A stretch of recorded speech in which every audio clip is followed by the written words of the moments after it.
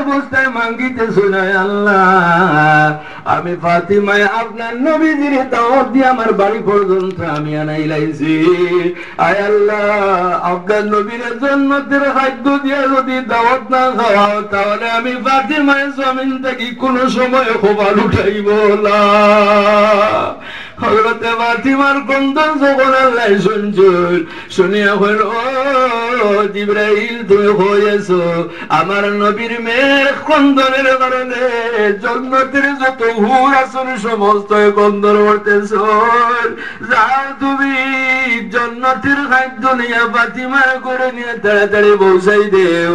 হযরতে জিবরাইল ফাতিমার ঘরে আইসন, আয়া সুসংবাদ দেন ফাতিমা তোমার কন্দনের কারণে আল্লাহ জান্নাত থেকে খাদ্য পৌঁছাই দিছেন। জোরে বলো সুবহানাল্লাহ।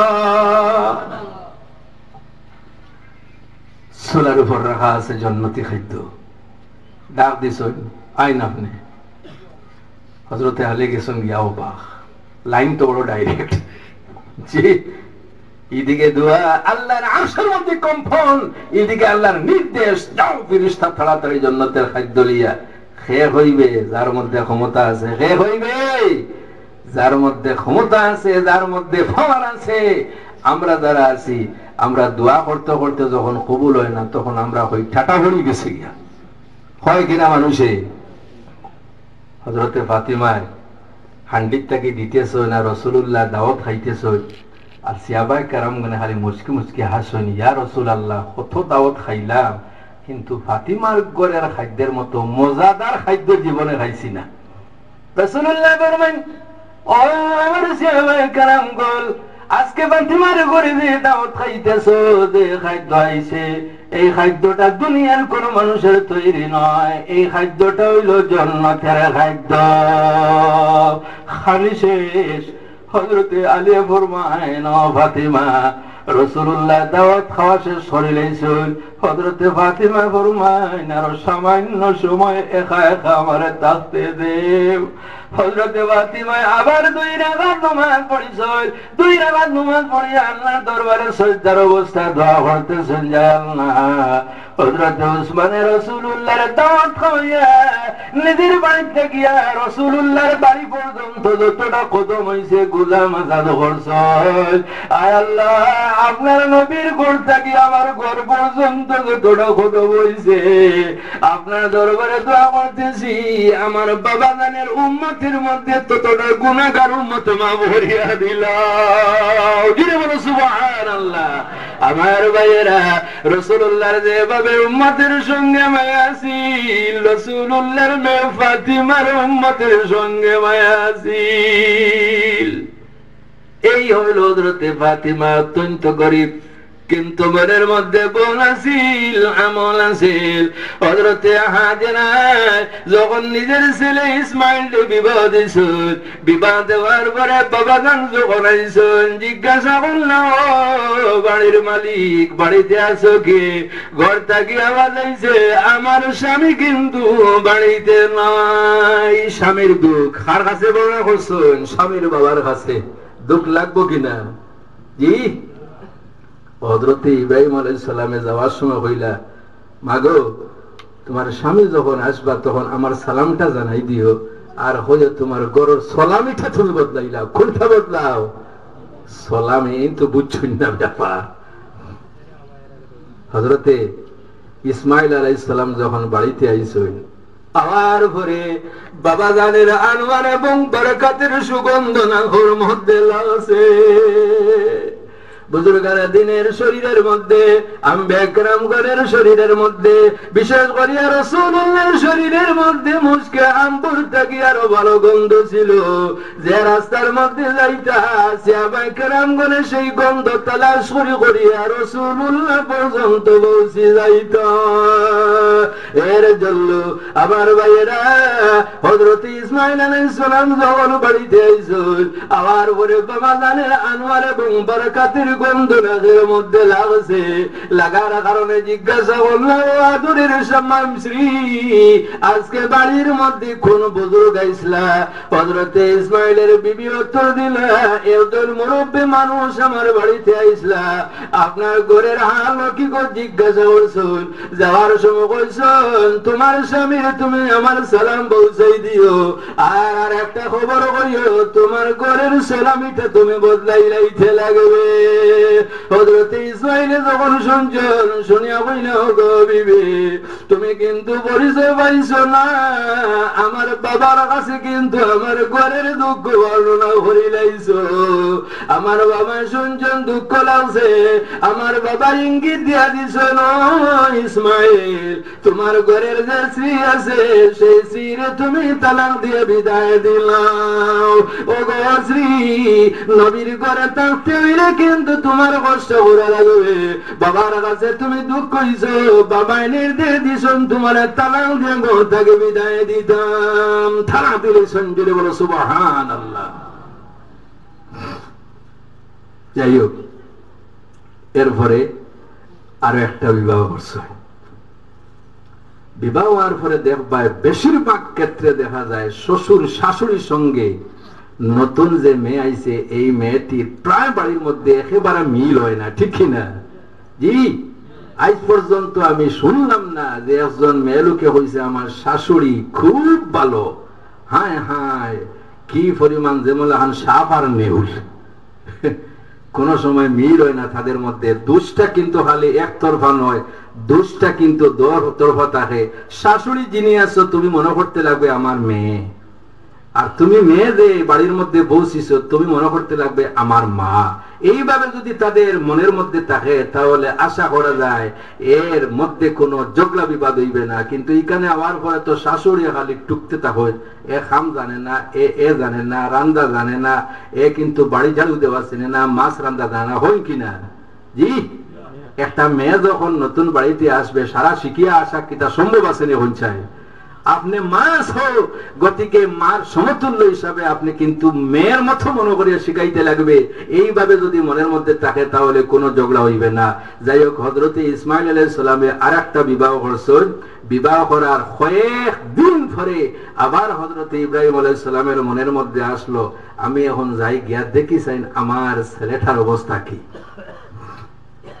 বাড়ির মধ্যে আইসল, গোড়ায় সওয়ার হইয়া আসার পরে কুপায়ের মধ্যে দুলাবালি বাড়ির সামনে পাথরের উপর পাও রাখিয়া জিজ্ঞাসা করতেছিল, ছেলে বাড়ির মধ্যে আছো কি? ঘর থেকে আওয়াজ দেওয়া হয়েছে আমার আদরের স্বামী শ্রদ্ধের স্বামী বাড়ির মধ্যে নাই। মা গো হয়ে গেছ, ও বুজুর্গ আমার স্বামী কিন্তু বাড়িতে নাই, কাজের জন্য বাইরে গেছ। মা গো তোমাদের জীবনটা কিভাবে চলতেছে? উত্তর দিলে আপনি দোয়া করছো, আল্লাহ আমার এমন সুন্দর একজন ধৈর্যশীল স্বামী দান করছেন, আমি যেভাবে চাইছিলাম আল্লাহ আমার নসিব করছেন। এই ঘরের মধ্যে যদি আমি কোনো সময় খাইও না, কিন্তু একজন নবী হিসাবে আল্লাহ স্বামী বানাই দিলাইছেন। হযরত ইব্রাহিম যখন শুনছেন, শোনার সঙ্গে সঙ্গে মনটা বড় জবর ভর্তির মধ্যে আসলো, মনের মধ্যে সান্ত্বনা আসলো। কারণ আগের যে সি আসিল এই সিটা কিন্তু আসিল সবরদার নয়, এখন যে সি আছে এই সির মধ্যে কিন্তু সবর আছে, আছে কিনা?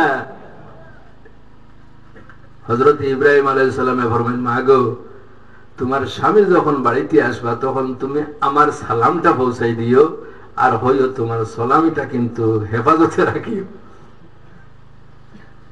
ইঙ্গিত আকার কথা এটা তারাই বুঝবে, সবে বুঝবো না, বুঝবো না সবে।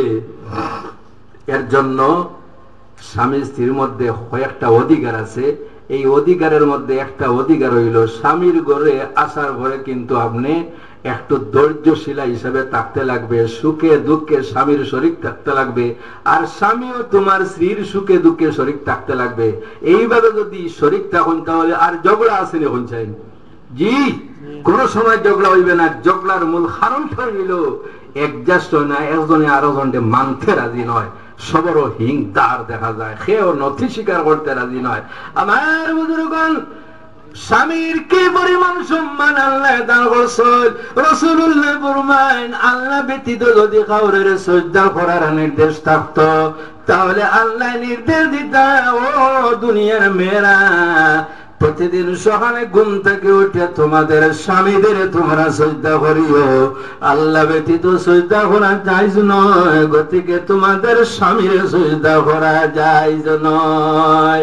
এইদিকে শ্রী রাসূলুল্লাহ ফরমান, আদ-দুনিয়া কুল্লুহা মাতা ওয়া খায়রু মাতা'আদ দুনিয়া আল মারআতু সালিহা, দুনিয়ার সমস্ত জিনিস হইল সামান, আর সবচাইতে উত্তম সামান হইল যদি ঘরের মধ্যে পুণ্যবতী স্ত্রী যদি থাকে।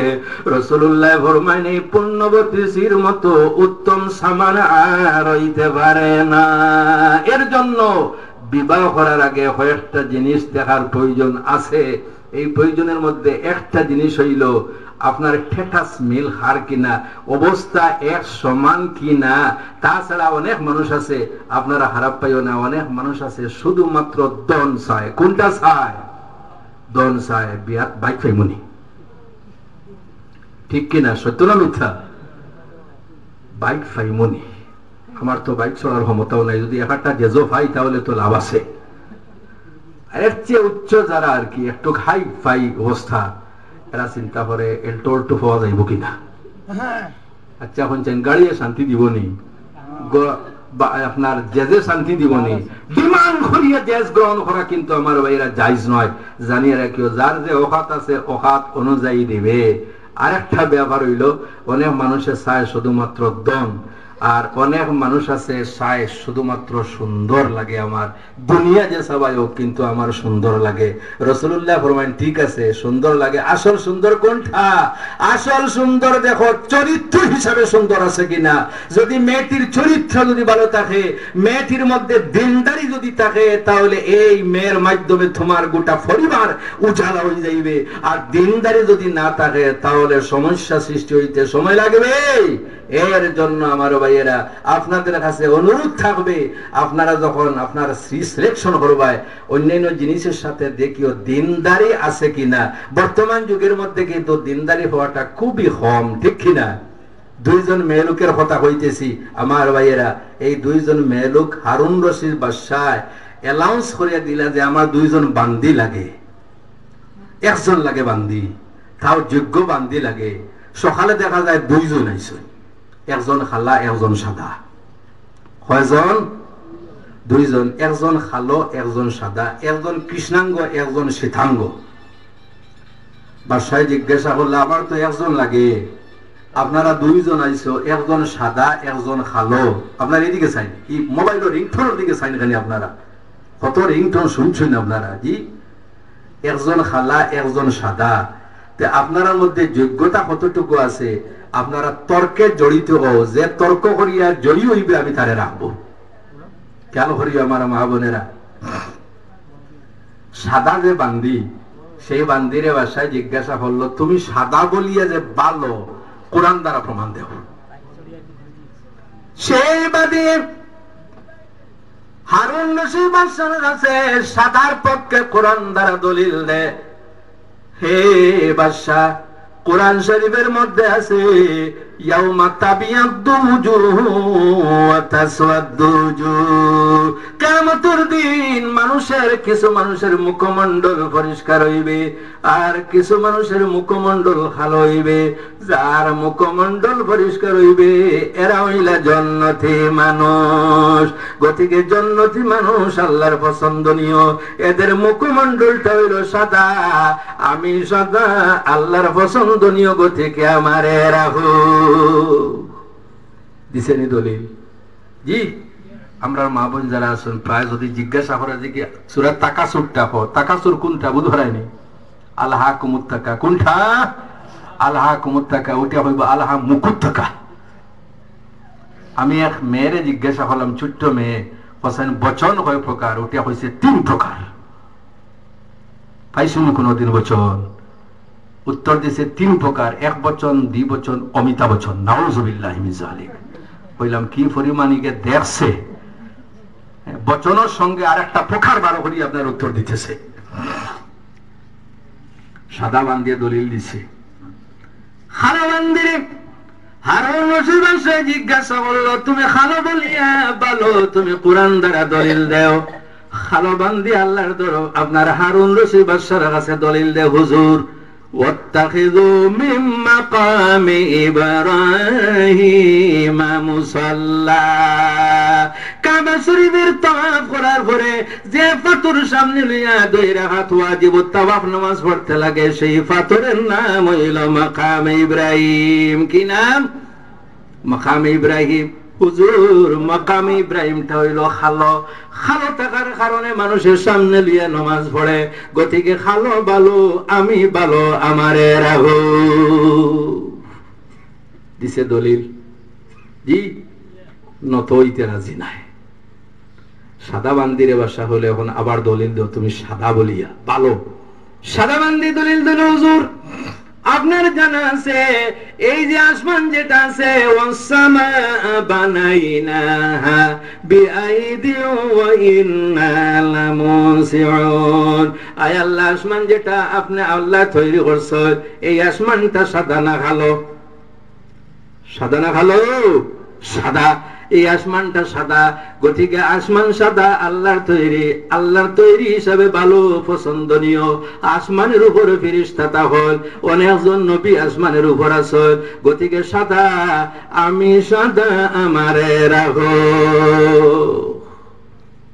আমরা মা বোন যারা আছো তারা দেখো যে 2 ঘন্টা ঝগড়া করছেন, আল্লাহু আকবার, 2 ঘন্টা খানে 24 ঘন্টা পর্যন্ত ঝগড়া হইবে, বন্দুকের গুল্লি দিয়ে আলাদা করা সম্ভব হইতো না, ঠিক কিনা? এখন খালো বান্দিরে জিজ্ঞাসা হলো, তুমি খালো বলিয়া দলিল দাও। যারা খালো আছো খারাপ পেও না, কিন্তু খালো মানুষ কিন্তু আল্লাহর কাছে পছন্দনীয়।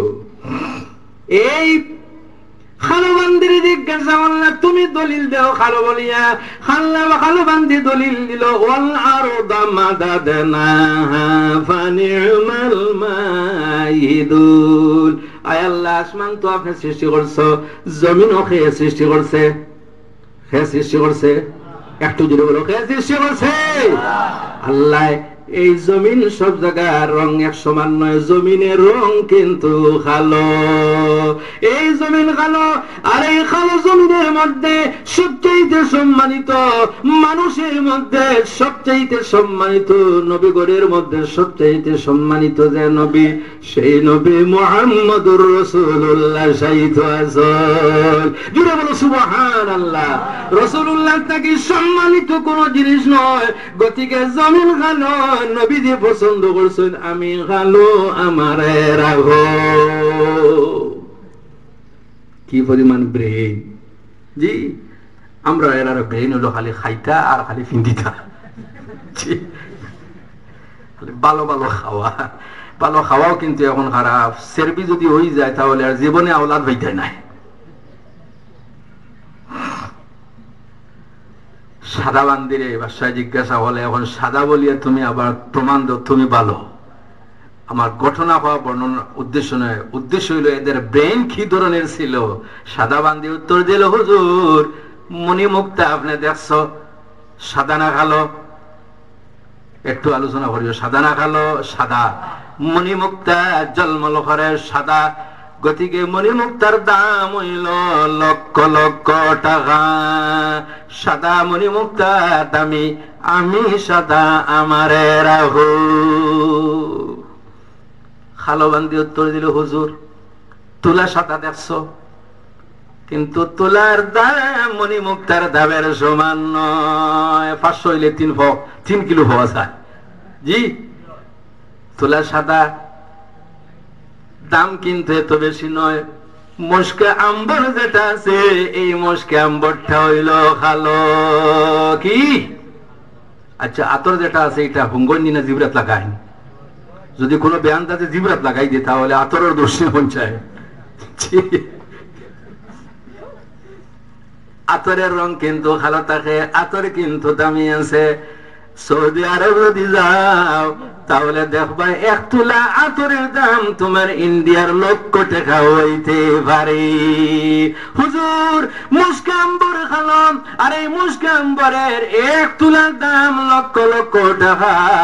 গতিকে মুস্কাম্বর খালো, আমি খালো, আমারে রাখো। কেউ কিন্তু নতইতে রাজি হয় না। শেষ মুহূর্তে বাসায় দেখলো রে এদের তো তর্ক কোনো সময় শেষ হইতো নাই। সাদা বান্দি উত্তর দিল, হুজুর হযরত আবু বকর সিদ্দিক কিন্তু সাদা ছিল, গতিকে আমি সাদা, আমি ভালো, আমারে রাখো। খালো বান্দি উত্তর দিল, হুজুর আবু বকর সিদ্দিক যদি সাদা ছিল, কিন্তু হযরত বিলাল হাবশী তো ভালো ছিল। আরে বিলাল হাবশী ও পর্যন্ত ভালো ছিল, নিজের পরিচয় দিতে গিয়া কইতা যদি বিলাল হাবশীরে দেখতে চায় তাহলে তার চুলার হান্ডির নিষ্ঠা যেন সে দেখিলায়, বলা বিলাল হাবশীর রং কিভাবে পরিচয় পাইলাইবে। কিন্তু বিলাল হাবশীর এই পরিমাণ সম্মান ছিল। রাসূলুল্লাহ যখন মেরাজে গেছেন, সেই মেরাজে যাওয়ার পরে আল্লাহর নবী নিজের আগে আগে বিলাল হাবশীর পায়ের আওয়াজ শুনতে পাইছেন। জোরে বলো সুবহানাল্লাহ। হুজুর বিলাল হাবশী কালছিল, গতিকে আমি খালো, আমারে রাখো। বাদশা যখন দেখলো 10 জন তর্কের মধ্যে জয়ী, খেয়েও তো পরাজিত স্বীকার করতে রাজি নয়। গতিকে বাদশায় ঘোষণা দিল, আমি চাইছি 1 জন, কিন্তু তোমাদের যোগ্যতা দেখিয়া আমি বাদশায় সিলেকশন করে নিয়েছি 10 জন আমার কাছে রাখি লাইব। আমার মা বোনেরা যাদের বিবাহ গেছে, তোমার স্বামীর নমস্কারী কোন সময় করিও না। স্বামীর এই পরিমাণ দাম আছে, ইজ্জত আছে। রাসূলুল্লাহ ফরমায়েন, যদি কোন কারণবশত এক রায় যদি স্বামী নারাজ থাকে, তাহলে সেই স্বামীর নারাজ হওয়ার কারণে আল্লাহ সির ইবাদত বন্দেগী কবুল করেন না। এর জন্য একটা মার দেখো, হযরতে খাদিজাতুল কুবরা রাসূলুল্লাহর প্রথম আসি ছিল। রাসূলুল্লাহর প্রথম স্ত্রীর নাম একটু জোরে বলুন, কি নাম? হযরতে খাদিজাতুল কুবরা রাদিয়াল্লাহু তাআলা আনহা। হযরতে খাদিজার গুণ হইল সর্বপ্রথম যিনি মুসলমান হইছেন, সেই মুসলমান হইল হযরতে খাদিজা। আল্লাহর নবীর কথা যখন শুনছেন, শোনার পরে রাসূলুল্লাহরে আনাইছেন। আনাইয়া আল্লাহর নবীর কাছে নিবেদন করেন, ইয়া রাসূলুল্লাহ, হে মুহাম্মদ সাল্লাল্লাহু আলাইহি ওয়াসাল্লাম, আমি কিন্তু আপনার গুণ শুনছি। আপনার মধ্যে একটা গুণ আছে, আমানতের মধ্যে খেয়ানত করো না। আমি ধনী মহিলা, আমার অসংখ্য ধন আছে, মানুষ দিয়ে আমি ব্যবসা বাণিজ্য করাই, কিন্তু কোন মানুষে আমার ব্যবসা বাণিজ্য সঠিকভাবে পরিচালিত করতে পারে না। আমি শুনছি আপনার মধ্যে আমানতদারি আছে, গতিকে আমার মাল লইয়া যাও বাজারের মধ্যে, ব্যবসা যা হইবে অর্ধেক অর্ধেক মুনাফা আপনারা জনে পাঠিয়ে নিব। হযরতে খাদিজায় রাসূলুল্লাহর গুণ কোনটা দেখছেন? আমানতদারি। কোনটা দেখছেন? আমানতদারি। বর্তমান যুগে মানুষের মধ্যে আমানতদারি নাই। মসজিদের টাকা পর্যন্ত মানুষে খাইলায়, মোকামের টাকা পর্যন্ত মানুষে খাইলায়। নাউযুবিল্লাহি মিন যালিক। আমাদের দেশের মধ্যে এক মসজিদের মুতওয়াল্লিয়া 1.5 লক্ষ টাকা আত্মসাৎ করে নিয়েছে। কয় লাখ? 1.5 লাখ। শিক্ষা গ্রহণের জন্য হইতেছি। যখন বিচার বইছে, বয়ার পরে সে ফতোয়া দিল, মসজিদ খান আল্লাহর, আমি খান আল্লাহর, টাকা খান আল্লাহর বন্দায় আল্লাহর মসজিদের আল্লাহর টাকা খাইছে, খাওয়ার বিচারের কোনো অধিকার নাই। দিছে ফতোয়া। দেখি ওইলা ফতোয়া দিও না, হইলে 12টা বাজে এলো সারি ভাই।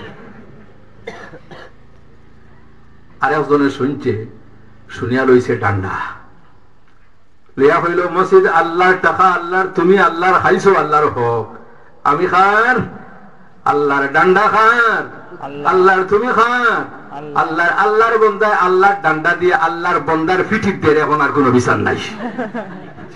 সঙ্গে সঙ্গে উল্টো করছে ফতোয়া, ভাই তোর ডান্ডা দেখে কিন্তু আমি ফতোয়া উল্টো করি আর জানি। হায় হায়, মানুষের মধ্যে আমানতদারি নাই। যেভাবে পুরুষের মধ্যে আমানতদারি নাই, এইভাবে মেয়ে লোক যারা আছেন তাদের মধ্যে আমানতদারি নাই। আমানতদারি বড় জিনিস। রাসূলুল্লাহ ফরমায় লা ঈমানা লিমান লা আমানাতা লা, যার মধ্যে আমানত নাই তার মধ্যে পূর্ণ ঈমান নাই। ঠিক কি না আমার বুজুর্গণ? এই আমানতদারির অভাবে খেল খেলের বিশ্বাস করতে রাজি হয় না। মুসলমানে কোন সময় আমানতের মধ্যে খেয়ানত করতে পারে না।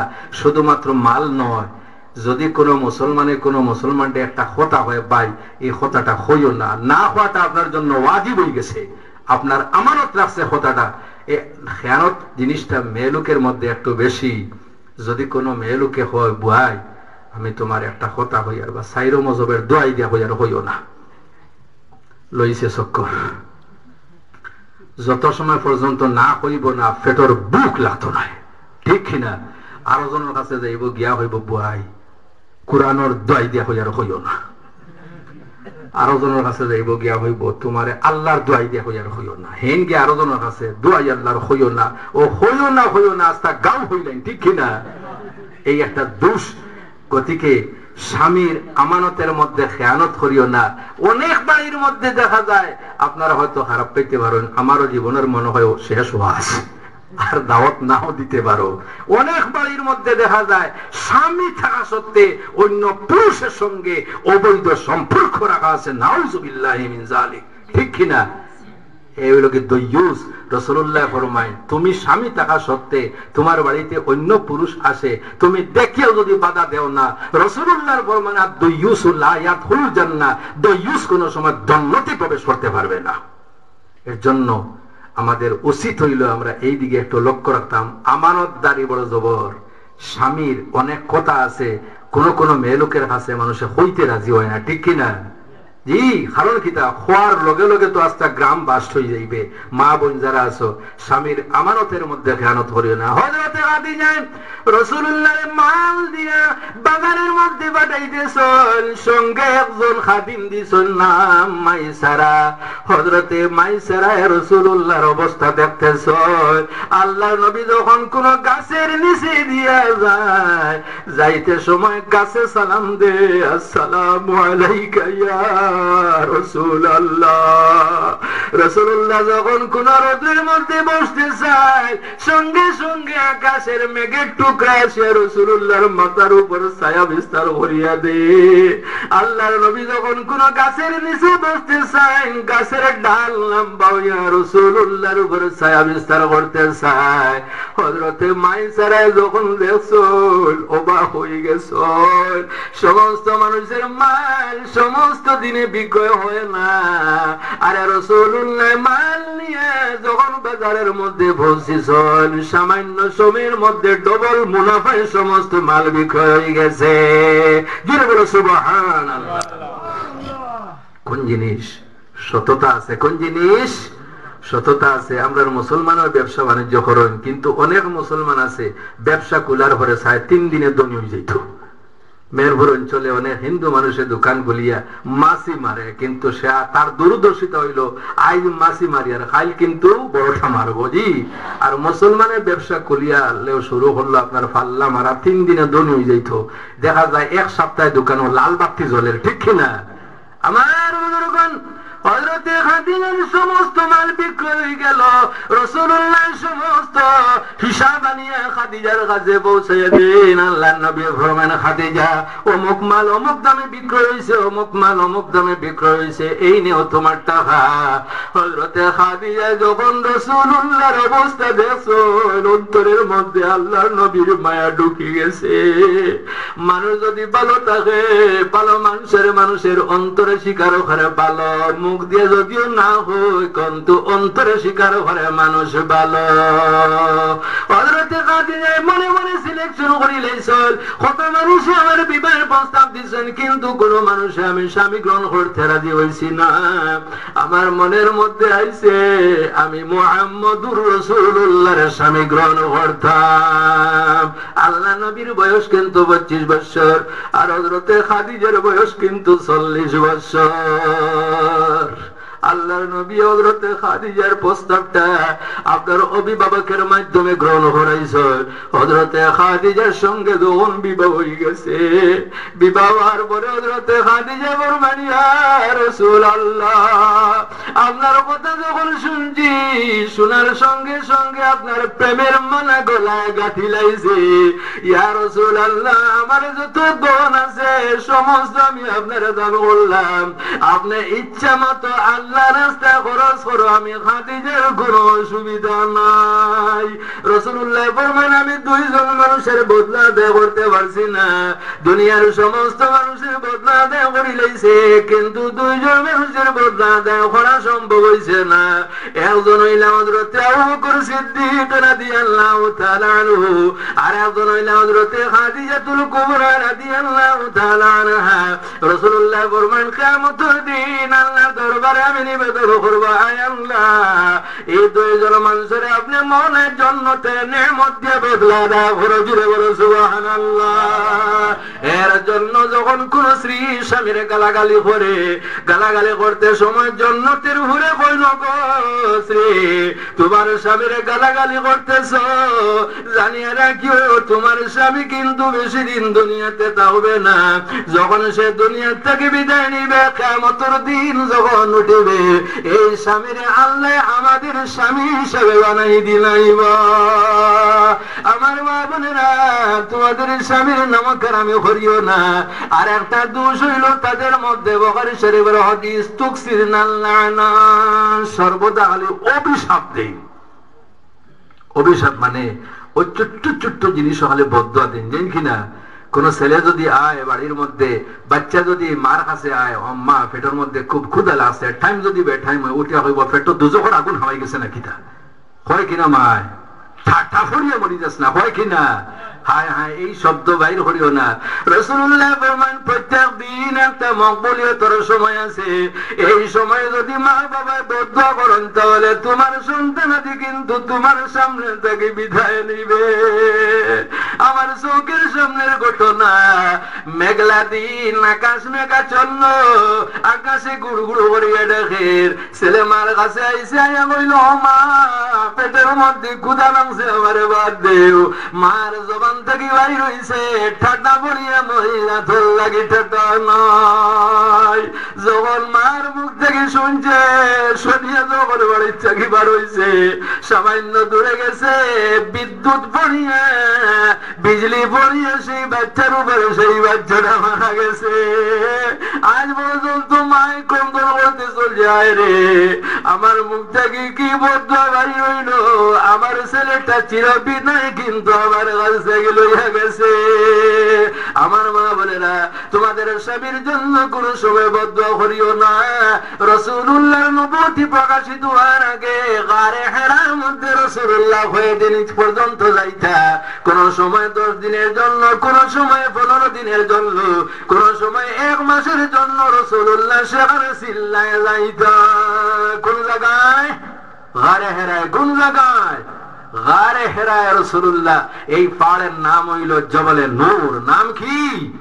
জবলে নূর। সেই জবলে নূরে রাসূলুল্লাহ সিল্লা যাইতা। আয় হ্যাঁ, বর্তমান যুগে সিল্লা খালি পাক্কার মসজিদ দেখিয়া, আল্লাহর নবী সিল্লা করছল কোন জায়গায়? পাহাড়ের মধ্যে গিয়া। কোন জায়গায়? পাহাড়ের মধ্যে গিয়া। কোন সময় 10 দিনের জন্য, কোন সময় 15 দিনের জন্য রাসূলুল্লাহ সেখানে গিয়া আল্লাহর দিয়ানে থাকতা। যখন খাদ্য ফুরাই যাইত, তখন হযরতে খাদিজায় মশাল হইয়া যাইতা। কে যাইতা? হযরতে খাদিজা। এই পাহাড় যারা উঠছে তারা দেখছে, আল্লাহ আপনাদের দোয়ায় গত বছর লইয়া আমার 5 বার সফর করাইছেন। আমি যখন এই পাহাড়ে এই বছর উঠলাম, উঠার পরে আমার মনের মধ্যে বড় বড় দুঃখ লাগলো, হায় রে হায়, বাকায়দা কোনো রাস্তা নাই। কিন্তু রাসূলুল্লাহ যে এই পাহাড় উঠিয়া আল্লাহ আল্লাহ করতা, আর হযরতে খাদিজা রাসূলুল্লাহর জন্য খাদ্য আনতা, কতটুকু কষ্ট করিয়া নিজের স্বামীর খেদমত করছল। আমার মা বোনেরা, তোমার স্বামীর এইভাবে তুমি খেদমত করিও। একদিন হযরতে খাদিজা রাসূলুল্লাহর জন্য খাদ্য লইয়া রওনা দিছো। যখন হযরতে খাদিজা খাদ্য লইয়া রওনা দিছিল, আল্লাহ রাব্বুল আলামিন ফরমাইল, ও জিবরাইল, আমার নবীর স্ত্রী নবীজির জন্য খাদ্য লইয়া আসতেছিল। যখন আমার নবীজির স্ত্রী নবীজির কাছে আইবা, তুমি জিবরাইল আইলে সর্বপ্রথমে নবীজির কাছে আমার সালামটা জানাই দিও, আরেকখান করিও নবীজির সির কাছে আমি আল্লাহর সালামটা পৌঁছাই দিও। জুড়ে বলো সুবহানাল্লাহ। আরে যে মেয়ে লোকের কাছে আল্লাহর সালাম আছে সেই মেয়ে লোকের কি পরিমাণ সম্মান হইবে। রাসূলুল্লাহ সেখানে থাকছেন, হযরতে খাদিজা মুসা দিয়ে রাসূলুল্লাহর জন্য চলিয়া গেছে। সেই জায়গায় রাসূলুল্লাহ হযরতে জিবরাইলের সঙ্গে দেখা হইছে। সর্বপ্রথমে আসলি সুরতে রাসূলুল্লাহ দুইবার হযরতে জিবরাইলে দেখছেন, একবার গারে হেরার মধ্যে আরেকবার সিদরাতুল মুনতাহায় রাসূলুল্লাহ দেখছেন। গারে হেরার মধ্যে দেখার পরে জিবরাইলের সঙ্গে রাসূলুল্লাহর কিন্তু মুআনাকা হইছে। এই মুআনাকা হওয়ার কারণে রাসূলুল্লাহর শরীরের মধ্যে একটু কম্পন কম্পন ভাব আইছে। বাড়ির মধ্যে গেছেন, গিয়া ডাক দেন, ও খাদিজা জাম্মিলিনি জাম্মিলিনি, ও খাদিজা তুমি তাড়াতাড়ি বাইরো, আমার শরীরের মধ্যে জোর জোর ভাব, আমি মনে হয় বেশি দিন আর এই পৃথিবীতে বাঁচতাম না। আমার বুজুর্গের হযরতে খাদিজা যখন শুনছেন, শোনার সঙ্গে সঙ্গে তাড়াতাড়ি বাইর হইছেন। বাইর হইয়া কইলা, ইয়া রাসূলুল্লাহ আপনার কি হইছে? ও খাদিজা এইভাবে আমার জিবরাইলের সঙ্গে দেখা হইছে, সাক্ষাৎ হইছে, আজকে আমার শরীরের মধ্যে বেদনা হয়ে গেছে। হযরত খাদিজা যে ভাষায় সান্ত্বনা দিয়েছেন সেটা কিন্তু বলার আমার উদ্দেশ্য। হযরতে খাদিজা বলবেন, ইয়া রাসূলুল্লাহ লা ইউযিকাল্লাহ, ইয়া রাসূলুল্লাহ আমার মনের দৃঢ় বিশ্বাস আল্লাহ কিন্তু আপনারে লজ্জিত করত না। এইভাবে স্বামী যদি বাড়ির মধ্যে কোন দুঃখে আসে, আপনার স্ত্রীর উচিত হইল তোমার স্বামীর তুমি সান্ত্বনা দিতে। হযরতে খাদিজা কিভাবে সান্ত্বনা দিতেছ? হযরতে খাদিজা ফরমাইন, ইন্নাকা লা তাসিলুর রাহমা, বুখারী শরীফের হাদিস। ইয়া রাসূলুল্লাহ আপনি মানুষের আত্মীয়তা বজায় রাখো, আর যে ভালো কাম করে আত্মীয়তা বজায় রাখে আল্লাহ তার কোনো সময় বেইজ্জত করতো না। ইয়া রাসূলুল্লাহ ইন্নাকা লা তাসিলুর রাহমা ওয়া তুইনু আলা নাওয়াইবিল হাক্কি, এবং হকের উপর মানুষের সাহায্য করো। গতিকে এতিম মিসকিন দুঃখী যারা আছেন তাদের সাহায্য করো, অতিথি যারা আছেন তাদের খাদ্য দান করো। আল্লাহ কিন্তু আপনার কোনো সময় লজ্জিত করতো না। কিভাবে সান্ত্বনা দিছেন? জি আমার মা বোনেরা, আজকাল দেখা যায় এইভাবে সান্ত্বনাটা নাই, ঠিক কিনা? এর জন্য মা বোন যারা আছো তোমাদের উচিত হইল নফলি রোজা স্বামীর বিনা অনুমতি রাখিও না। ফরজ রোজা স্বামীর বিনা অনুমতি রাখো, কোনো অসুবিধা নাই, সেটা হইল ফরজ। আর নফলি রোজা যদি থাকে তাহলে স্বামীর অনুমতি লাগবে, আর বাঙ্গাইয়া হওয়ার প্রয়োজন নয়। নফলি রোজা স্বামীর অনুমতি কমে রাখিও, ফরজ রোজা যেটা আছে এটা রাখো, কোনো অসুবিধা নয়। এর জন্য আমার মা বোনেরা, বেশিরভাগ ক্ষেত্রে প্রত্যেক বাড়ির মধ্যে দেখা যায় স্বামী স্ত্রীর মধ্যে মিল নাই, ঠিক কিনা? জি, মিলটা না রাখার কারণ হইল আল্লাহর নবী ফরমায়, মেয়ে লোক যারা আছেন আল্লাহ তাদের এমন ভাবে তৈরি করছেন যাতে উভয়ের মধ্যে মায়া মমতা সৃষ্টি হয়। আমাদের মা বোন যারা আছেন বাইরে বাড়িবার জন্য ভালো ভালো যা শাড়ি আছে, কাপড় আছে, এটা আলমিরায় রাখা আছে। এটা কোন সময় বাইরে বাইর জন্য, যখন কোনো ফাহানির যায়, আত্মীয়র বাড়ি যায়, তখন ভালো ভালো শাড়ি ভালোভাবে বিলাসিতা গ্রহণ করে। আর বাড়ির মধ্যে যা ময়লা যুক্ত সিডা ফিডা হাড়ি পরিধান করে, বিলাসতা স্বামীর সম্মুখে গ্রহণ হয় না, যার জন্য দেখা যায় স্বামীর মনটা তার দিকে যায় না। বাস্তব মাসলা হইতেছে তুমি পরিষ্কার পরিচ্ছন্ন কার সামনে তাকায়, তোমার স্বামীর সামনে তুমি পরিষ্কার পরিচ্ছন্নতা অর্জন করিয়া তুমি তাকায়, যাতে স্বামীটা আকর্ষিত হইয়া তোমার দিকে থাকতো। তুমি যদি আপনার থাকো ময়লা যুক্ত হইয়া, তাহলে তোমার স্বামীর মন অন্যদিকে যাইব কিনা? এর জন্য আমার মা বোনেরা, বিলাসিতা যা করার কার সামনে হইতো? স্বামীর সামনে হইতো। বাইরে বাড়িয়া অন্য পুরুষে দেখাইবার জন্য বিলাসিতা করার কোনো মানে আছে? এর জন্য দেখা যায় অনেক পরিবারে অমিল, এই অমিলের কারণটা আমি আমার একটু মরুত বাঙ্গি আপনাদের সম্মুখে বর্ণনা করলাম, হয়তো আপনাদের খারাপ লাগতে পারে। আমার মা বোনেরা, হযরতে খাদিজা রাসূলুল্লাহর এই পরিমাণ সেবা করছে, দেখা যায় কোরআন শরীফের মধ্যে আল্লাহ হযরতে খাদিজার প্রশংসা করছেন, সবে হলো সুবহানাল্লাহ। মারা যাওয়ার সময় হযরতে খাদিজা ফরমান, ইয়া রাসূলুল্লাহ, সামান্য সময় আপনি আমার সম্মুখে থাকো, কারণ নবীজির চেহারার দিকে যদি কোনো মানুষের ইমানের নজরে চায় তাহলে তার জন্য আল্লাহ দুজক হারাম ভরিয়া দেন। একটাবার জুড়ে সুবহানাল্লাহ না। যদি কোনো মানুষে নবীজির চেহারার দিকে ইমানের নজরে চাই না তাহলে তার জন্য আল্লাহ দুজক হারাম ভরিয়া দিলেন। এইভাবে সাহাবায়ে কেরামদের মুখমণ্ডলের দিকে, চেহারার দিকে যদি কোনো মানুষ ইমানের নজরে চাইলে তাহলে সেই চেহারার জন্য আল্লাহ দুজকের আগুন হারাম ভরিয়া দিলেন। লা তামাসুন নারু মাররাআনি আও রাআ মাররাআনি।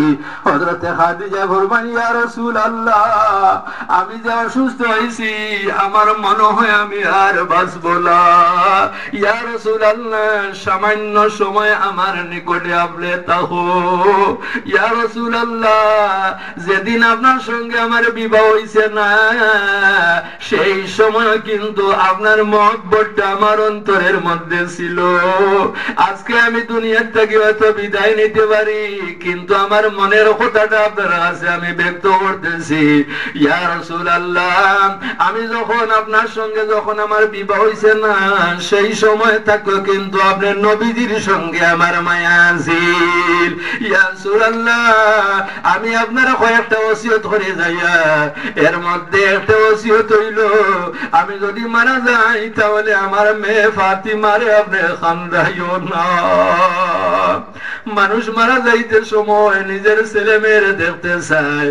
হযরতে ফাতিমা হযরতে খাদিজা ফরমাইন, আমি মারা যাওয়ার পরে আমার মেয়েরে আপনি কোন সময় কন্দন করাইও না।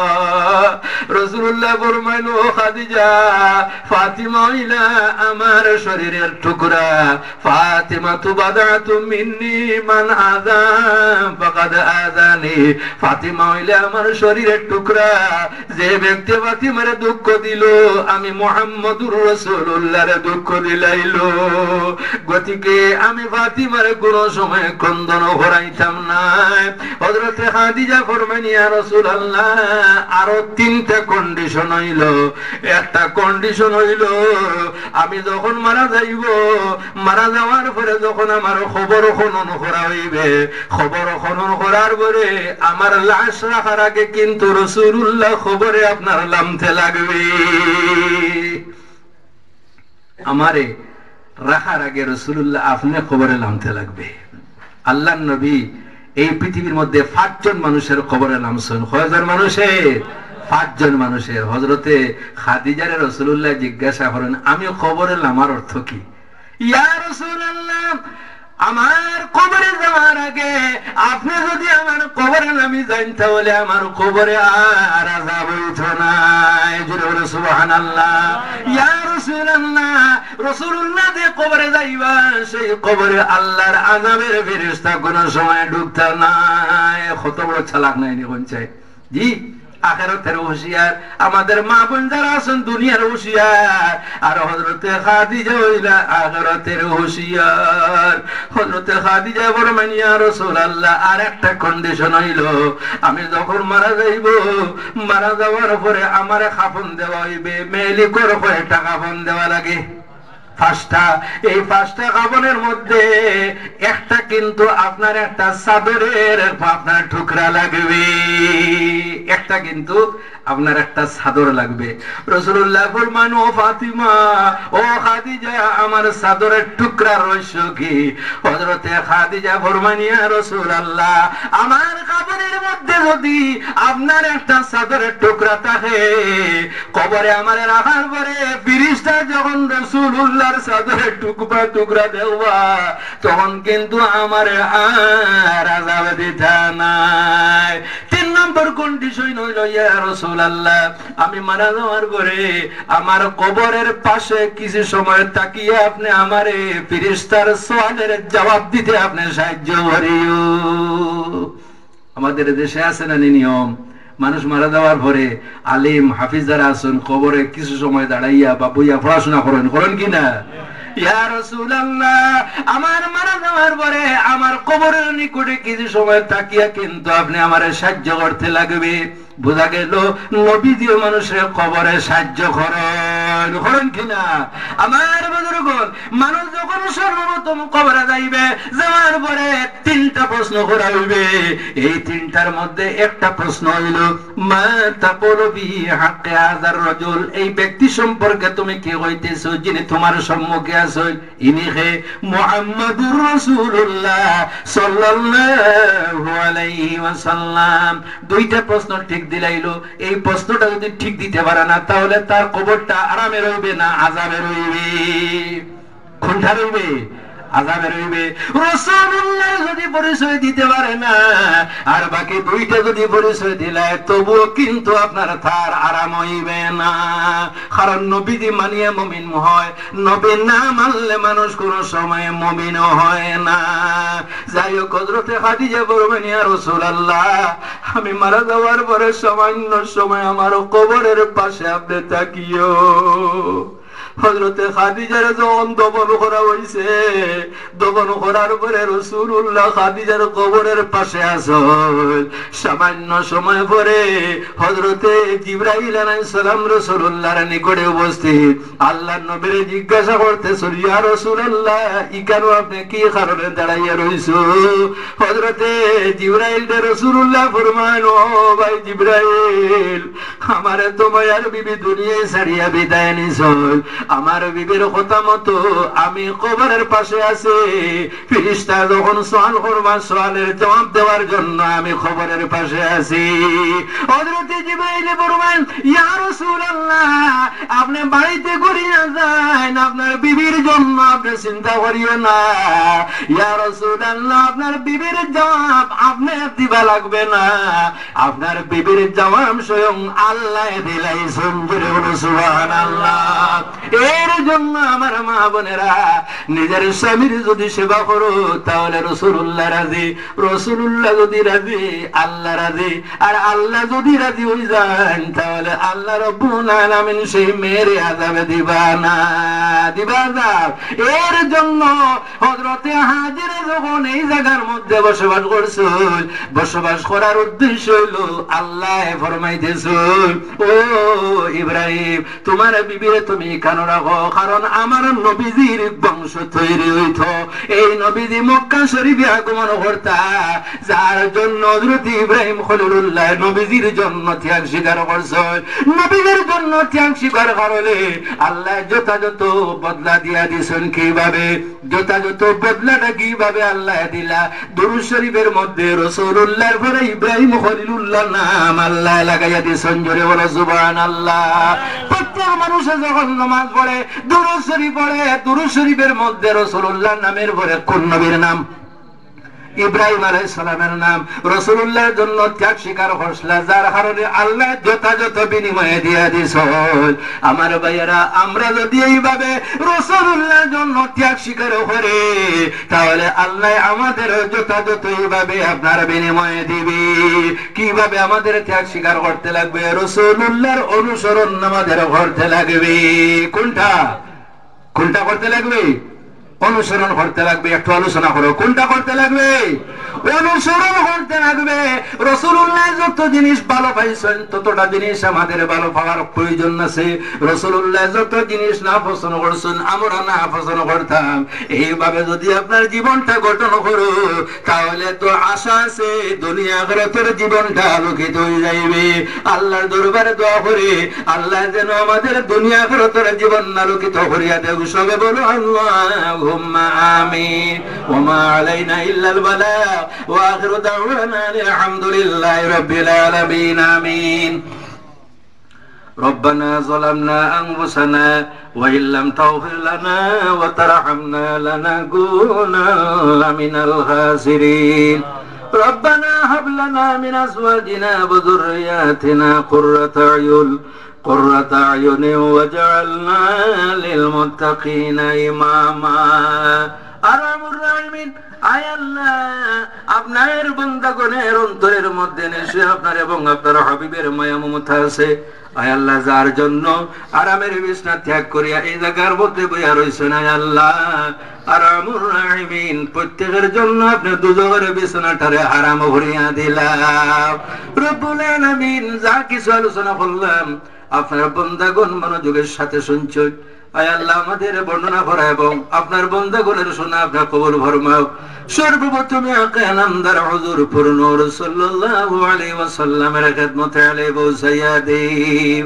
আয় আল্লাহ আপনার হাবিবের খাতিরে হযরত আদম আলাইহিস সালাম থেকে এই পর্যন্ত যারা কবরবাসী হয়েছেন আল্লাহ সমস্ত রাহমাতুই বারবার পৌঁছাইয়া দেও। আয় আল্লাহ আয় আল্লাহ এই অঞ্চলের যত নতুন ওরাতর মধ্যে গান খবরবাসী হয়েছে আয় আল্লাহ সমস্ত রাহমাতুই বারবার সবটুকু পৌঁছাই দিয়া প্রত্যেকের খবর জান্নাতের টুকরায় পরিণত করিয়া দেও। আয় আল্লাহ আমরা যাদের মা বাবা দুনিয়ায় ছাড়িয়ে কবরের বাসিন্দা হয়ে গেছেন আয় আল্লাহ আমাদের মা বাবার কবরটারে আপনি দুজকের গাড়ায় পরিণত করিও না। আয় আল্লাহ মা বাবা আমাদের জন্য অনেক ত্যাগ স্বীকার করছেন, আয় আল্লাহ সেই দিকে চাই আপনি মওলায় তাদের মায়া করিলাম। আয় আল্লাহ আপনি মওলায় সঙ্গে আসুন ছোটবেলায় যখন মা বাবার কুলে পেশাব পায়খানা করিয়া লন্ড বন্ড হয়ে যাইতাম আয় আল্লাহ কোন সময় কুল থাকে আমাদের আর ডাঁড়া জুইয়া মাটিতে রাখছেন না। আয় আল্লাহ জল গরম করিয়া ভালোভাবে পরিষ্কার করিয়া নিজের সিনার নিকটে রাখি আমাদের ঘুম লাগাইছো না। আল্লাহ আয় আল্লাহ আমরা যাদের মা বাবা দুনিয়ায় ছাড়িয়ে কবরের বাসিন্দা হয়ে গেছেন আয় আল্লাহ গুনাহে সগীরে কবিরে যদি লন্ড বন্ড হয়ে যায় আয় আল্লাহ আপনার মাগফিরাতের জল দিয়ে পরিষ্কার করিয়া বেহেশতের বিছানার উপরে জায়গাটা দিলে। আয় আল্লাহ আয় আল্লাহ মানবিক দুর্বলতার কারণে মা বাবা যদি কোন আযাবের মধ্যে গ্রেফতার হয়ে যায় আয় আল্লাহ আমাদের দুয়ার কারণে আমাদের মা বাবার আপনি আযাব থেকে রেহাই দেও। আয় আল্লাহ মা বাবার অনেক অধিকার আছে আমাদের উপরে, মারা যাওয়ার উপরে দোয়া করতাম। আয় আল্লাহ আমরা তাদের জন্য দোয়া করি আর আয় আল্লাহ তাদের কবরে আপনি মওলার রহমত এবং মাগফিরাতের বৃষ্টি বর্ষণ করো। আয় আল্লাহ আয় আল্লাহ আমাদের দুয়ার সওয়াব পাইয়া আয় আল্লাহ পড়াশোনার সওয়াব পাইয়া আর আমর রাহিমিন যে আনন্দিত হইয়া দোয়া করবা সেই দোয়াগুলি আমাদের হকের উপর আপনি কবুল ফরমাও।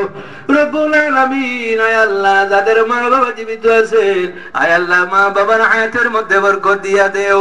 আয় আল্লাহ মা বাবার বেমার আজার দূর করে সেহত তন্দুরস্তি নসিব ফরমাও। আয় আল্লাহ আমরা যারা যাদের মা বাবা বানাই রইছো আয় আল্লাহ আমাদের সন্তানাদি দিয়ে দুনিয়াতে লজ্জিত করিও না। আয় আল্লাহ কবরে লজ্জিত করিও না, হাসরের ময়দানে লক্ষ লক্ষ মানুষের সম্মুখে লজ্জিত করিও না। আয় আল্লাহ যেভাবে আমরা নিজের মর্যাদার জন্য দোয়া করি আর আয় আল্লাহ আমরা মারা যাওয়ার পরে নেক দোয়া দিয়ে স্মরণ করার মতো সন্তান দুনিয়াতে রাখিও। রব্বুল আলামিন আয় আল্লাহ যারা ব্যবসা বাণিজ্যের মধ্যে আছেন খৈর বরকত দান করো। আয় আল্লাহ যারা ব্যবসা বাণিজ্য ছাড়া আছেন হালাল রুজির সন্ধান দিমান আমার করিয়া দেও। আয় আল্লাহ যারা পড়াশোনার মধ্যে আছেন স্কুল কলেজ মসজিদ মাদ্রাসা ইউনিভার্সিটিতে আয় আল্লাহ প্রত্যেকটা আপনি বিবেক বুদ্ধি জ্ঞান দিয়া দেও। আয় আল্লাহ বড় বড় জ্ঞানী বানাও গুণী বানাও কিন্তু ইমানের দামন থেকে কোনো সময় সরাইও না। রব্বুল আলামিন আয় আল্লাহ যারা বিদেশের মধ্যে আছেন রুজি রোজগারের উদ্দেশ্যে পড়াশোনার উদ্দেশ্যে আয় আল্লাহ যে যেখানে আছেন সেই জায়গাটা তাদের জন্য নিরাবস্থানে পরিণত করিয়া দিলাম। আয় আল্লাহ আমাদের প্রত্যেকের জান মাল ইজ্জত আবরু আমানত ধ্যান সমস্ত আপনার হাওলা করলাম আপনি ইবাদত ফরমাও।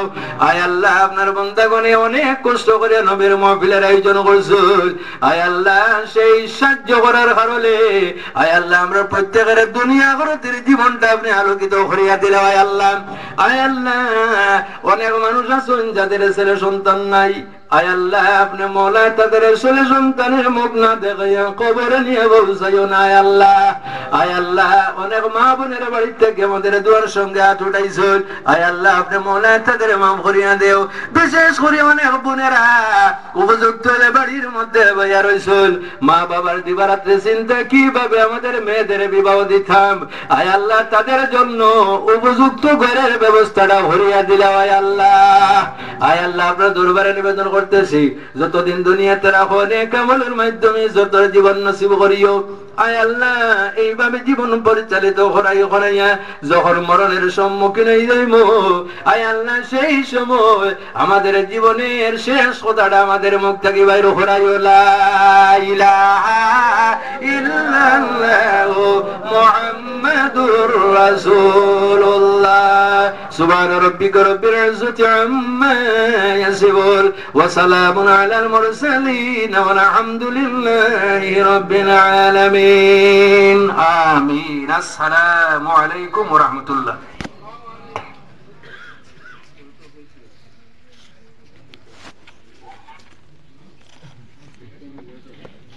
আপনারা আত্মশিবির আব্বা মানবীয় জরুরত পুরা করিয়ে আপনারা আবার ওদের মহফিলে ফিরে